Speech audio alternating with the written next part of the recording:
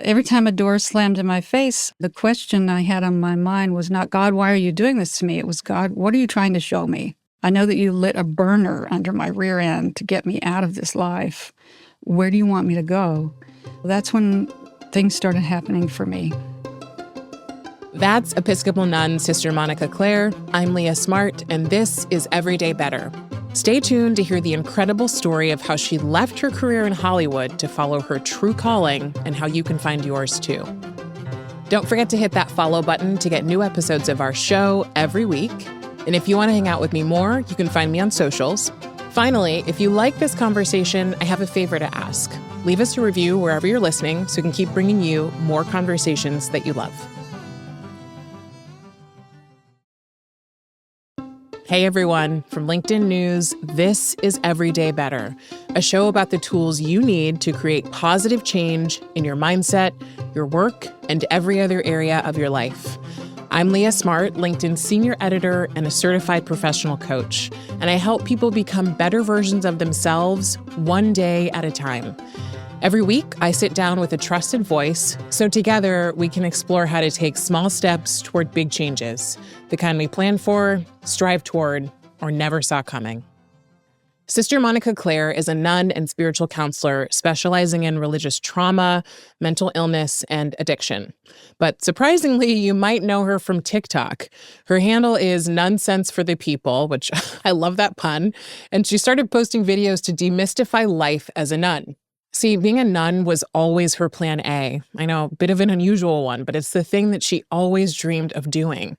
But before she joined a convent, Sister Monica went through decades of following one path after another, only to feel dissatisfied. It was only when she started learning how to listen to herself instead of the world around her that she found her calling and the courage to go after it. Her memoir is called A Change of Habit, Leaving Behind My Husband, Career, and Everything I Owned to Become a Nun. And in today's conversation, we talk about the steps she took to get to know herself better and find her calling, as well as advice for how you can create the right kind of change in your life too. Here's my conversation with Sister Monica. I think in general, life doesn't go according to plan. You have talked a lot about the fact that you had multiple things in your mind that you thought were going to go a certain way, and then they didn't. Tell me a little bit about how I got to you today. That was a long 300-page story. But I think that God was leading me all the while to this life, because this was the life that I wanted when I was a little kid.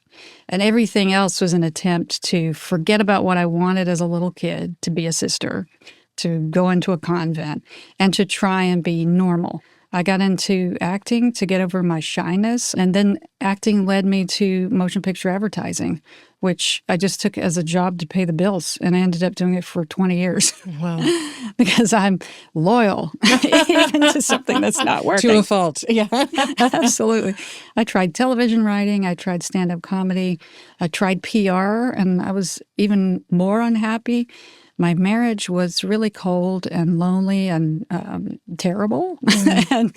And so when all that burned down, I really, deep down, I believe that it was for a reason, that it was redirecting me elsewhere. So, okay, so you have this moment as a young girl realizing you wanted to be a nun.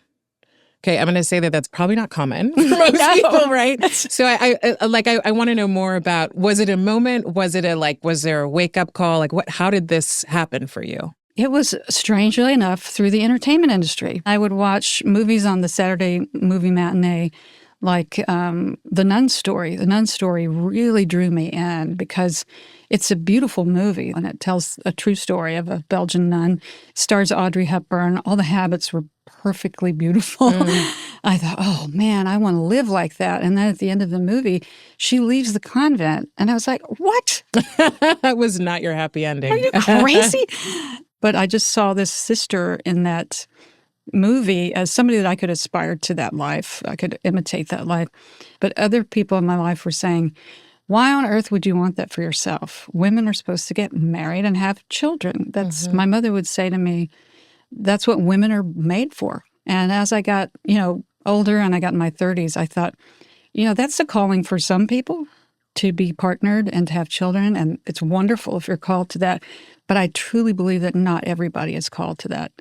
And that gave me a little bit of a break, a little relief, because I always thought, I'm terrible if I don't want to do that.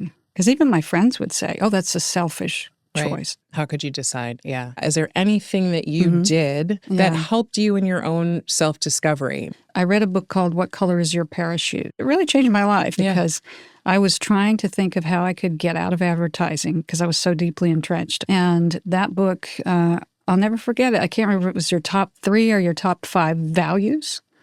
You put your values in this list and you say, am I living my life according to those values? And my values list, number 1 was God. And I thought, if God is the number 1 thing in my life, why am I not living my life according to that? And how can I? So that started me on the road to self-discovery. You talk about a plan A. Yes. Tell me about that. So I always had a plan B in my life. Plan A was to be a nun. Plan B was to stay in advertising until I aged out and they threw me out of the business. And there were other plan Bs as well, like to be a television writer, to be a songwriter, or to be like a stand-up comic or an actress or whatever. Those were always on the list. And there was a point, like in 2009, I said, God, I'm not going to pursue those things anymore. I'm tired of running around in circles pursuing things just in case you're not calling me to be a nun. I'm going to go 100% with plan A, and you got to let me know if you're not calling me to this. I want you to slam the doors in my faces, just like you did with other things. And I knew it wasn't going to feel easy, but all of a sudden, like within a very short time, my boss came up to me and asked to talk to me. I was like, I'm fired. I'm sure I'm fired. She took me in her office and she said, I need to give you a raise. And I almost fainted dead away on the floor because the biggest obstacle between me and entering a community was my debt. And I had a plan. Because you can't go in with it. Got it. Yeah, that's one of the things that is a huge obstacle for a lot of people wanting to become a monk or a nun or a friar. And I was looking at, 10 years paying off my debt. After I got that raise, it became like 2 years that I was going to pay off my debt. I just couldn't believe it. I said, okay, God, I'm listening. That's an open door. Yeah, definitely. What do you say to people who are like, I'm not necessarily religious. I do want to find a calling. And maybe I've discovered this plan A, and I do want to go all in on it. I would tell people, dip your toe in. You don't have to, because I've had friends who left their corporate jobs where they were very successful, making a lot of money. They just quit their job to write scripts, and they were broke within like 2 or 3 years because they had walked away from something, really wanting this calling in their life, but they hadn't done it in a gradual way. And I think with me, with pursuing the convent was very gradual. I started going to church every now and then, got more involved in church, and just sort of dipped my toe in and became fully immersed over the years. One thing drew me slowly away from the other rather than an abrupt end. And I always say, talk to people who are already doing what you want to do, because if I had talked to people who worked in movie advertising, I would have never worked in movie advertising. It's so not me, and it's so them. But it's just, if I had only just talked to 3 people who worked in that industry. Your plan B wasn't even your plan B. No, it was just to pay the bills. Yeah. I was definitely in the wrong place. I think there are people out there who think that maybe their calling is something. Like if you ask them what plan A is, they'd say it. Yeah. But somewhere inside, they know that may not be true, that they may want that thing for very specific external reasons, like how much money it will make, how popular or famous it might make them, or, whatever the thing is. How do we discern in ourselves when the thing isn't necessarily a calling? Yeah. It's I don't know what to call it. It's a stepping stone. Yeah. I think with discerning whether or not you feel like you're not in the right place, a lot of it is somatic. It's in your body. Like I started getting really sick when I was working in advertising. And all my friends back home, my family, everybody around me said, wow, you have an amazing job. You work in Hollywood and you're so successful. And that was the trap that was keeping me in it while my body was saying, we got to get out of here. This is terrible. And I was sick all the time. I developed psoriatic arthritis in 2000 and became really debilitated. Some people were getting drawn into addiction and alcoholism and saying, it's my job. It's the stress of my job. Because when we were in our 20s, we would go work 14 hours a day and on the weekends, and everything was centered on the job. And then our bodies started breaking down and saying, I'm not letting you go to work today. Yeah, we're not doing this. Yeah. And you can feel weird little twitches in your body when you're in a situation that's not right for you. Little something in your stomach or in your heart. A lot of times it's in your guts. Like when I was in advertising, I saw a lot of things that were unethical, and it bothered me. If it bothers you for a few days, something that you saw at work, and, you know, of course, in the old days, we would say, well, that's just the way things are, but still it bothers you. If it doesn't align with your values, you really need to look at that. I was always looking at the violence and misogyny in movies and television shows. It really bothered me. If I had listened to my body, I would have left advertising in like 1996. Wow. Yeah. Wow. Yeah. Because I was just like everybody else. I was ignoring my body. So finding your calling starts with going back to your roots. What are your values? What was your plan A when you were a kid? And also listening to your body. Coming up, Sister Monica Clare and I talk about reframing the idea of being on the wrong path. We'll be right back.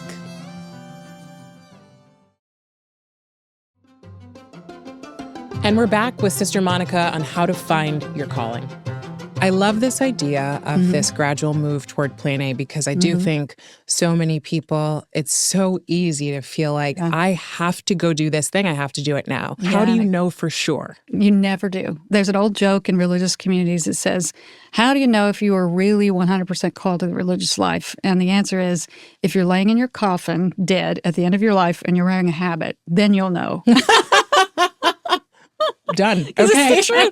We have to. We are required to check in with ourselves every day and say, do I still want to be here? Is this where God still wants me to be? And it used to be considered a failure if you entered a religious community and left. But now we don't see it as a failure. We see it as a stepping stone to something else. And so that's comforting to know that you don't have to go all in 100% and know for sure. Because if you chase that, you'll never be satisfied. You have talked about the fact that obviously there are all these things in your life, and you said this at the beginning, that felt like, it is the wrong path. Yes. But you also say, and you end the book with this idea of God paving the way. You said nothing was lost. Everything was a part of your journey. Everything played a part. I have always been exactly where I was supposed to be, and failures are not wasted time. Amen. Talk to me about that. Yeah. I started, since I became a spiritual director, a lot of my clients were talking to me about they felt like they were a failure. And I started reframing it for them by saying, I don't like the word failure. I like the idea that you tried something, it was right for you at that time, and then you discovered it wasn't right for you going forward. You try it. You don't enter into it to say, I'm all in 100% for the rest of my life, which is what people used to do. So plan A doesn't mean you're all in forever for the rest of your life. Yeah, sometimes it just means it's a stepping stone. You're still being directed to step on these stepping stones. And each one, you don't know how long it's going to last. you know?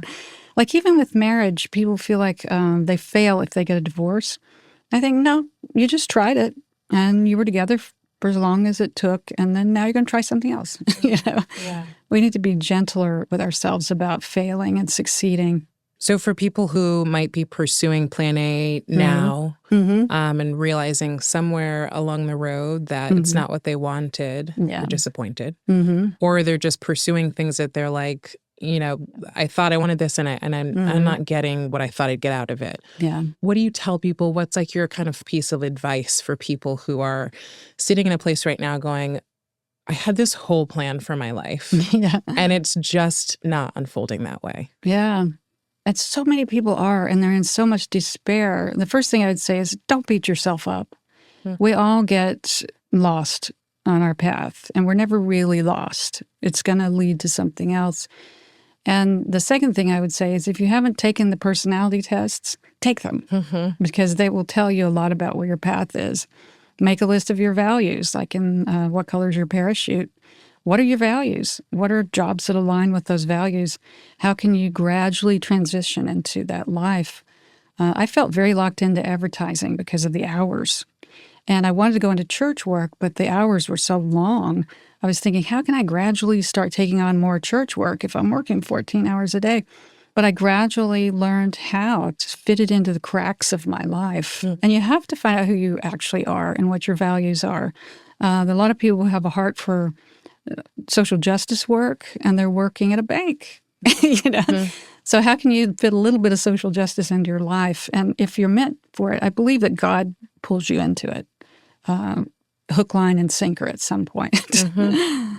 So, I like the idea of what moves your heart. And I might add for myself, just in my own experience, like what moves your heart enough? Yes. Because I think sometimes we, again, get so into the extremes of I'm either all in or I'm all out. And if I'm not all in, then something's wrong. When really it's like, if you can get 70% of the way there, you're probably better off than a lot of people. Absolutely. Yeah. Yeah. What even moves your heart a little bit? When you see stuff on the news, what makes you angry? What makes you cry? What inspires you? One of the things that I've learned in my adult life is that anger is not necessarily bad or negative. It can be destructive, but it can also be a messenger.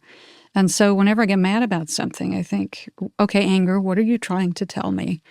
Like a lot of the anger today, I tell people, direct it into activism, because that's where anger belongs, is in movements that change things. I think most people want to help change the world for the better. I really believe that.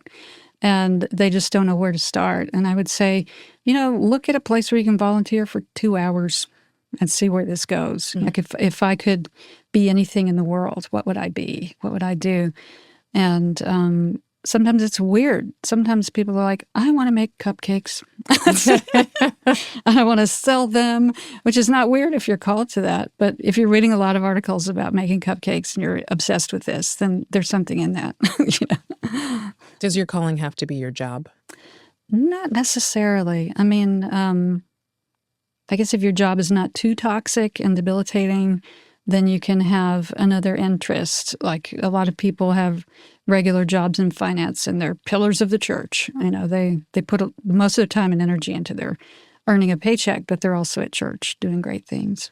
One of the things that I think comes up for a lot of us, even though we don't realize it, and it seems it seems kind of counterintuitive, is a fear of failure, but also a fear of success. Absolutely. How do you work through that? What advice do you give people? Like, I mean, I might have a plan A and go, I can't wait. I'm so excited. This is what I'm supposed to do. And then at the same time go, I don't know if I can actually handle this. Well, like all my life, I wanted to write. And so when I was offered the opportunity to write a book, I was like, oh, thank God, wait a minute. I can't write a book. I don't know if I should be taking this offer, right? This book is going to be terrible. Oh, no. And so around that, I've talked to my therapist about it. And I said, why do I feel like this? She said, because you need to build up your self-esteem.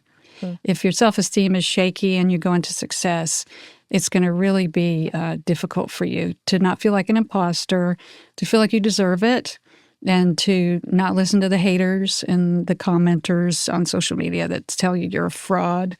And I've had a lot of negative energy directed against me on social media because I'm putting myself in a very vulnerable position. So that all, I thought, being a catastrophizer, I thought about all the bad things that would happen. Of course. So you're prepared. Totally. I was over-prepared. And then I didn't give myself the opportunity to think about, okay, and good things are going to happen too. I rejoiced. I took time to really sit there and rejoice and sit in the moments that were happy and take it in and absorb it, because I realized we dwell on the things that are negative and scary, and we don't dwell on the happy parts.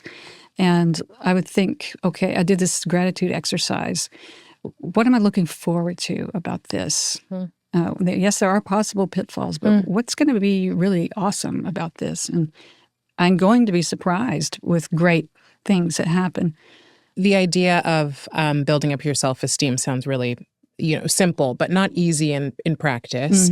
And so it sounded like for you, there's not like a 1, 2, 3 steps for that. No. There is a process that requires repetition. Absolutely. And it's sort of like exposure therapy when you have phobias, because I started out in life with a really crippling shyness, social anxiety, and I had to expose myself gradually to social situations. I did role-playing with my therapist, like, how do I talk to people? What words do I say?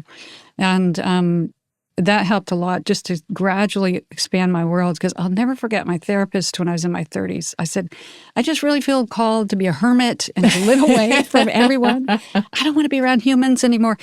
She said, if you continue to avoid the things that you're afraid of, do you know how big your world is going to be? And she held up her hands at a little tiny square. She said, your world is going to be this big. Oh, my God. Is she taking clients? I'm like, that was like, wow. Yeah. I wanted to call her boss and be like, this is a good thing. Yeah. And she showed me that little square. She said, is that what you want your life to be? This little square? Because I have a tendency to want to be safe. And safety is a big, big need for me, safety and stability. She said, if you just put yourself out there a little bit, you'll get used to it. And every little victory will give you a bigger boost of confidence. You know what I love, and I'm just hearing as you've described your experience, like your life experience so far, is I do believe that everyone has a path. I think that all of us have free will, but I do believe that everyone has something that you are meant to learn and do in this life, and that your lessons will come with everything that you do, right? But your lessons will come no matter what kind of path you're meant for. Totally. In the sense that, I was not called to be a nun. However, I might learn a lesson that you've learned also because I've chosen to do the thing with my life that I do believe I'm called to do. Yeah. And so there is a way for all of us to get to a lot of the same lessons. So for example, when you said, this idea of like the world being, how small do you want your world to be? Yeah. I had a similar feeling about that when I had my daughter. And she's 9 months now. And I remember someone saying, like, I know she's so tiny and perfect and cute. But, I remember someone saying something to me about her, asking me a question. And I was like, I can't imagine 20 years from now or even 5 years from now when she can talk and ask me questions and I'll be asking a million, like, Mommy, what do you do? And like, what didn't you do? Oh, so you didn't do that because you were afraid? Oh, yeah. It brought me to tears when I first thought of it. And so like a lesson like that can come from any place if you're open to it. Absolutely. I think when we're born, we have a certain set of lessons that we're supposed to learn. So how do you savor the fact that you've made it to your calling? It's a wonderful thing to wake up every day and do like a self-examination of my conscience and say, do I still want to be here? Am I still happy? And the answer is yes. What a wonderful feeling when I say, I love what I do. Nothing I do feels like work anymore. People call me a workaholic because I do this kind of work 24/7. I'm like, this is what I've always wanted to do. And my life has come full circle. I feel very fulfilled. So I never thought I would feel that. It's a great feeling. That's beautiful. Thank you. That was Sister Monica Clare, Episcopal nun and author of A Change of Habit, Leaving Behind My Husband, Career, and Everything I Owned to Become a Nun. If you like this episode, make sure you check out my conversation with Michelle Thaler. She's the former head of science communications at NASA. It's all about finding our place in the world, and it was fascinating. You can find a link to that in the show notes, and if you give it a listen, let me know what you think. Everyday Better is a production of LinkedIn News. The show is produced by Emily Reeves, Ava Ahmadbegi, and Rachel Wong. Asaf Gadrone is our sound engineer. Tim Boland mixed our show.